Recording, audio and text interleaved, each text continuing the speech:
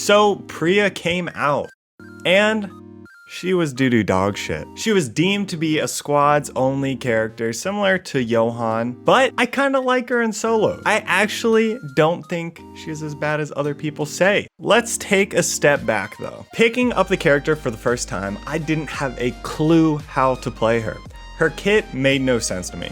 Like, it took me 5 games to figure out how to pop her flowers. If you're looking to play her, let me give you like a quick TLDR so you don't have the same struggles that I did. So your Q does a bit of damage when you hit someone with it. It sprouts a flower like a second later. And when the flower comes up, you can throw another Q on top of it to pop it. And this does damage plus a little bit of a knockback. Also, if you run on top of these flowers that are bloomed, you get a speed boost. W is a skill shot that does a bit of damage but slows. You also can auto after you use your W, and that can bloom a flower under the target. I think that's why you see a lot of feather boots on Priya builds, because the auto is a little painful. You also get a shield if a full bloom flower is targeted, and this has cool team mode interactions, but we're gonna stick to solos. E is such a weird ability, but it's kind of fun. You spit out these sound waves that kind of looks like this shamrock pattern, and if you land 2 of them, you ground your enemy, and if you land 3, you root. You can set up combos with this, but usually I panic use it when all my other stuff is on cooldown. Guitar D skill is just a charm, and then everyone thinks R is terrible. Everyone thinks the ult is dog, and I kind of agree. You leave yourself really vulnerable because what you do is you lay this big circle around you. And if the target is in it, they dance and it does a bit of damage. But the issue is Priya's cast time is abysmal, and she does a little dance herself at the start of the cast. And then her passive is she starts with a crown. You can't build anything else on her, and you're going to be able to upgrade it as you upgrade your passive. So that's why you max passive first. I know there is an exploit where you can equip other crowns if they're like a higher rarity, but I think that's going to get patched out eventually, so I'm not going to talk about it. So in my first, 20 games, what I was doing was taking either Red Sprite or Vamp, and I just farm until I got my charm and I got my fully upgraded headpiece, but I wasn't having any success. I looked everywhere to find something optimal. No one in the top 100 is playing her right now, and the people who were playing her, their match history is looking a little tough. But I want to make her work. There's something messed up in my brain where if I see a character is really bad, I want to fix it. I want to make Priya a viable character, so that leads me to last night. I was sitting in my Discord, link in the description, with 7 people. Mostly, they were yelling at each other over their shit League of Legends opinions. But me and Hayes, aka Adriana Step on Me, were theory crafting Priya the entire night. And there were 2 things that we decided that are pretty much essential to make Priya work. The first thing is pretty obvious, and that is glacial shoes. The extra skill amp is really nice, but what I really care about is the movement speed. She can kite forever, and the combo of that ability power and the shoes just feels really good. And then the second was I wanted to add a grimoire to the routing. The consistent damage felt good, but more importantly, I really liked the slow on it. And I'm gonna explain that a little more later on in the video. But for now, our checklist is we want glacial shoes and we want grimoire. So before we tried anything, we tried a lot of tank builds. Extending her fight even more felt like a good idea, but you honestly do piss for damage and it's just not any fun. So after plugging everything into aya.gg, we came up with a routing that includes Purple Haze, Commander's Armor, which are 2 just really key things in a lot of amp builds. And then we got Tyndalos banned. And why Tyndalos, are you asking? Well, Dropnir fits on the routing, but we always got to tree a little bit later with it, which I couldn't really explain, but I didn't like it. And the extra CDR on the Q does feel pretty good. So then we ran into our first roadblock. The only shoes we could route on this were the glacial crampons, and you don't finish those until the last zone. So we are going to be getting to tree just right on time or even late. But we came up with a solution, which was hiking boots. Now you're looking at me and you're thinking, hey, you just said the crampons were the only thing you could fit on the routing. Well, there's a new augment, It's called Head Starter.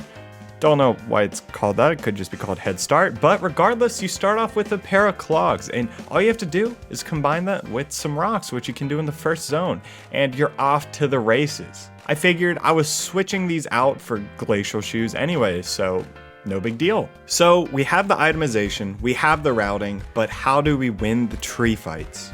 Well, there's 3 school of thoughts that we had going into the fights. First was traps. You can make explosive traps, and you might be able to bink some oilcloth to upgrade them to fire, but that was really unreliable, and we weren't a fan. So Hayes mentioned on his Echion routes, he is able to make hidden maidens to contest Semtree. You can line them up neatly and have a big advantage at the tree. The only issue with that is prepping it on this route is fine, but lining it up at Hotel Tree gets a little weird sometimes, so it was a little inconsistent, and we decided against it in the end. The next was we could build glacial crampons. And I know what you're saying, wait, you don't get those to the last zone, but you can start with the hiking boots anyways, and you can just build them as your route goes. You get a little extra armor pen at the tree fight, but in the end, I decided this really wasn't worth it because we'd show up a mastery level or 2 down compared to what we would regularly, and the armor pen didn't seem to make a huge difference. So that led us to our conclusion. You just farm it out. You make a ton of food, a ton of SP, because it's gonna be a long fight at the tree. And if you can show up there a mastery or 2 above your opponent, then you actually have a shot at winning that 1v1. And we started consistently getting tree. And I will say that 1v1 is the worst case scenario.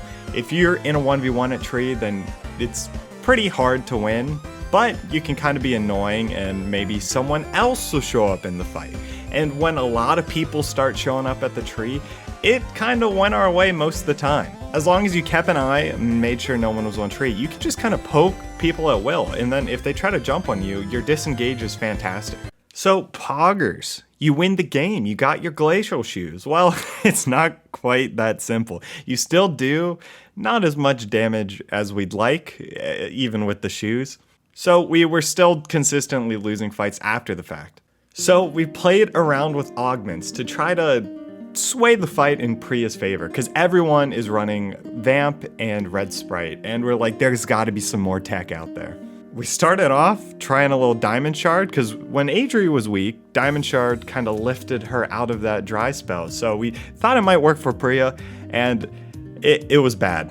So Hayes is in the practice mode, and he's playing around. He's trying to make the alt synergize with the charm. And if you hit them with the charm and cast your alt right away, it actually kind of works. And you combine the small amount of damage your alt does, combined with the small amount of damage your charm does, and then you throw on Amp Drone and throw your whole combo at someone, they kind of pop. So originally, I had this sick game where I 100-0 a late game Nadine with myth armor, but a patch went through and I can't see that replay anymore. But I did just like a quick recording session and I was able to show you like this is kind of how the combo looks.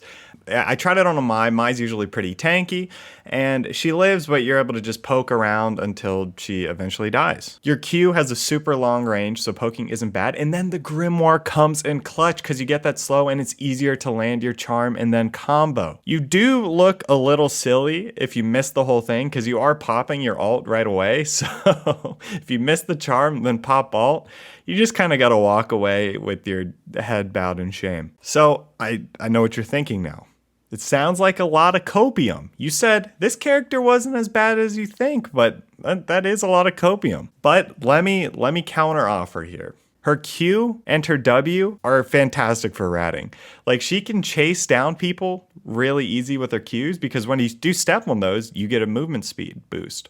And then she can put them in front of her to run away and then throw her W back to slow, so it's really hard to chase her. Like I was outrunning Jackies a lot of the time. And I will say, you can just kind of lurk by fights and then with your range, you can KS a lot of the time, which let me show you the first game that I won. So you start off rooming, you get to tree. Trust me, the fights are always this lopsided and you're able to craft your glacial shoes. After that, you just kind of farm up, get your charm, get your your fully upgraded headpiece, and then you can do what you want. For me, this game, it was a snowball, then I continue to snowball, then I continue to snowball, and you get to late game and you hope for a good matchup. And I'm gonna be honest, I haven't really figured out the late game, but as I mentioned before, it ends with me just kind of hanging out around just to rat and get a kill at the end. Sorry for the third party. But we take those, and she's viable in solos, plus ratio, plus L, plus you're bald. So end of the story is I like this character, I'm gonna keep playing her, and I'm just kind of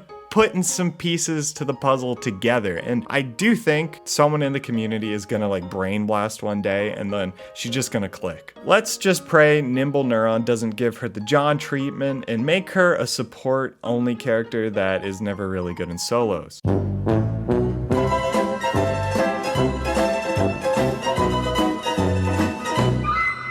Motherfuck.